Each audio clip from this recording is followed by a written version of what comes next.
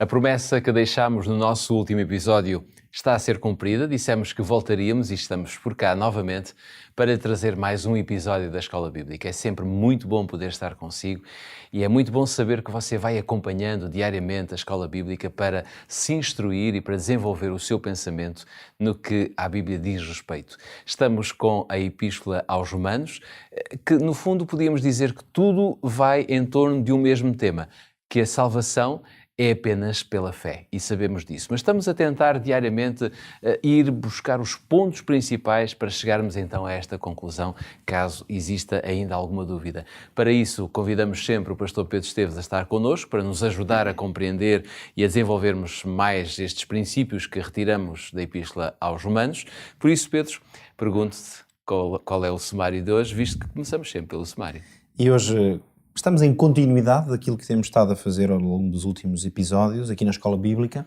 Hoje vamos procurar conhecer então as conclusões, que já falámos aqui mais que uma vez, mas hoje vamos então concluir aquilo que o tal Concílio de Jerusalém propôs à Igreja em termos práticos, porque houve uma solução muito concreta que foi proposta, e vamos perceber também algumas implicações até teológicas que esse caminho, essa solução encontrada pelos apóstolos acabou por ter para a Igreja. É isso que depois nos vai levar à carta aos Romanos. Antes de chegarmos a essas conclusões e também a essas implicações, importa lermos a Palavra de Deus, a Bíblia, e por isso eu convido a si a podermos ler em conjunto Atos capítulo 15, versículo 29.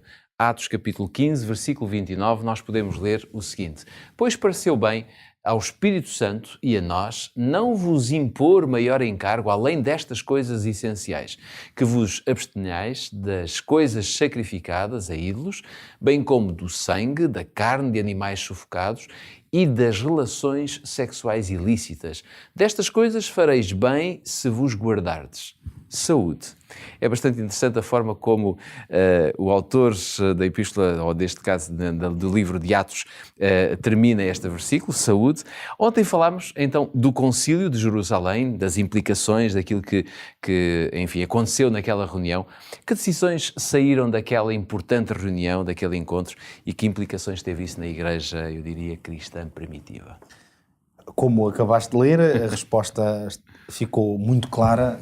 Este versículo mostra que os apóstolos conseguiram produzir um relatório. E este relatório é muito frontal. Utilizando uma linguagem moderna, eles produziram um relatório, não é? E esse relatório propunha à Igreja uma solução concreta. Importa sempre relembrar, até porque não é obrigatório que aqueles que nos ouvem ou veem assistam a todos os episódios, não é? E por isso é sempre bom fazer aqui um ponto de situação, no qual nós temos estado a ver ao longo de já vários episódios que realmente a Igreja, neste tempo, enfrentava esta realidade de haver correntes, vamos chamar-lhe judaizantes, com esta que propunham uma ideia de uma obrigação de os novos crentes, pessoas que vinham do mundo pagão, nas várias cidades onde o Evangelho estava a ser proclamado, e que vinham, portanto, de um contexto completamente fora da aliança de Israel, não conheciam, portanto, o Deus de Israel, os seus profetas, as suas leis, e tinham vivido completamente fora desse enquadramento. Então esses líderes e essas teses propunham então a ideia de que eram obrigatórios cumprir certos rituais, e quase poderíamos dizer assim, para simplificar, era preciso primeiro ser judeu para depois então ser cristão. Claro. E, mediante esse problema, o versículo que acabámos de ler aqui no final do capítulo 15, com certeza que ele resume o que terá sido ali uma jornada de debate, intensivo, reflexão, debate intenso, com certeza, partilha entre os discípulos, mas sobretudo porque nós sabemos muito bem como é que estes homens de Deus lidavam com estas situações durante este período da Igreja. É por isso que eu acredito que mais ainda do que debate, reflexão teológica, estes homens foram conduzidos pelo Espírito Santo. Claro. Eles estavam, aliás, habituados a isso, a que o Espírito Santo lhes indicasse, lhes dissesse, lhes desse convicções, se revelasse ou manifestasse, desde o Pentecostes que assim era. E a Igreja primitiva, se teve uma característica, ela teve várias características muito importantes, dignas, aliás, de imitação para a Igreja que hoje temos na Terra. Talvez a maior fonte de imitação para nós seja o facto de que o papel do Espírito Santo era absolutamente relevante para que a Igreja pudesse ser o que era. Há um autor que escreveu há uns tempos atrás que quando olhamos para a Igreja primitiva, percebemos que sem o Espírito Santo ela seria completamente diferente. Claro. E que hoje uma das implicações práticas para nós é o que é que seria a Igreja, as comunidades, por exemplo, locais a que nós pertencemos, aqueles que fazem parte dessas comunidades, como é que seriam as nossas igrejas sem o Espírito Santo? Claro. Seriam iguais? Quer dizer, isto é para nos ajudar a refletir se nós não estamos demasiado dependentes de métodos humanos, estratégias humanas, para vivermos até a nossa fé. Neste tempo nós percebemos que a ação do Espírito Santo e a sua inspiração sobre as pessoas era muito relevante. Isto, um pequeno parágrafo no fundo. E é interessante ver que Paulo não estava sozinho, não é? Paulo, tu há pouco dizias os discípulos ou os apóstolos, falaste no plural, pelo menos Pedro foi muito interventivo nesta reunião, não é? Sim, ele foi naturalmente aquele que teve uma intervenção até mais direta, estas foram palavras suas, não é? Partilhando com a igreja ali, com aqueles que ali estavam reunidos, estas conclusões. A verdade é que nós percebemos neste discurso final de Pedro que a igreja compreendeu que a lei, a obrigação de o cumprimento de um conjunto de requisitos como uma obrigação, como um requisito para a salvação, ele teria sempre dois problemas. Um problema de prática, daí ele dizer que nós poderíamos estar a colocar um jugo sobre os cristãos que nem nós mesmos, ele dizia, ou os nossos pais puderam suportar. Portanto, esta ideia de que essa tentativa de obedecer perfeitamente a Deus, e é preciso lembrar-nos que com certeza os discípulos aqui tinham em mente um conjunto de leis que ultrapassavam as centenas e que muitas delas, a maior parte dessas leis nem sequer tinham sido dadas por Deus a Moisés. Claro.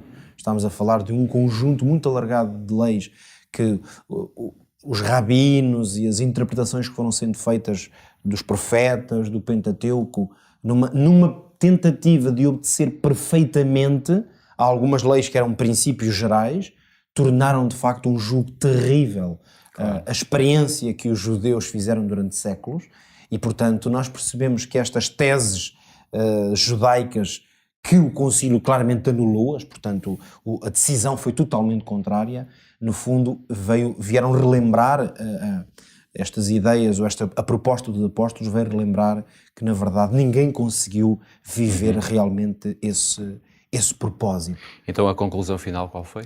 Portanto, a conclusão, voltando talvez a olharmos aqui para o versículo, foi que o que pareceu bem ao Espírito Santo e a nós, voltando à tal ideia de que o Espírito Santo tinha um papel como se fosse alguém que estava ali presente e que dirigia a reunião, é que precisamente não haveria necessidade de impor maior encargo do que esta lista de coisas que os apóstolos vão considerar coisas muito práticas, muito terra a terra, mas que elas teriam uma dimensão e, portanto, percebemos que, como aqui ontem, aliás, analisávamos, embora não com grande detalhe, porque o tempo é sempre nosso inimigo, a verdade é que muitas das coisas que estavam na lei, o problema não estava nelas, senão nem algumas destas coisas era necessário. O apóstolo aqui vai se referir ao sangue, às carnes sacrificadas a ídolos ou a relações sexuais ilícitas. São coisas que estavam também presentes na lei de Moisés, o que mostra que havia valores por trás da lei. Neste caso, eles consideraram que estas eram aquelas que na prática, naquele momento, eram necessárias ser praticadas. Mas deixa-me só colocar-te, uma vez que nesta relação que vem aqui não vem, por exemplo, descrito o sábado, será que havia a possibilidade de pensar que o sábado não deveria ser guardado? Nós no programa da manhã vamos abordar de maneira muito profunda esse tema. Mas hoje eu diria só o seguinte: se a lei moral, por não estar aqui citada, não é, pudesse ser abandonada, e alguém poderia dizer, bom, aqui não, olha, reparem, aqui não está, por exemplo, a falar do sábado. Mas como o sábado faz parte da lei moral, isso quereria dizer que nós, nesse caso, também poderíamos matar ou roubar. Uma vez que o sábado está dentro daquela lei que implicam esses 10 grandes valores. Mas amanhã vamos a fundo 10 segundos para resumirmos tudo o que dissemos aqui no Aprende Fazendo. Estejamos atentos, é o que eu diria, para não colocarmos sobre nós próprios ou sobre outras pessoas fardos que não são necessários. E às vezes nós temos algum gosto de, sobretudo aos outros, que eles carreguem mochilas mais pesadas do que é possível suportar. Fica aqui então as nossas despedidas, o tempo terminou, mas queremos muito marcar encontro consigo no nosso próximo episódio, porque vamos continuar a olhar para estes temas, para estas ideias tão importantes que conseguimos retirar da Epístola aos Romanos. Até lá.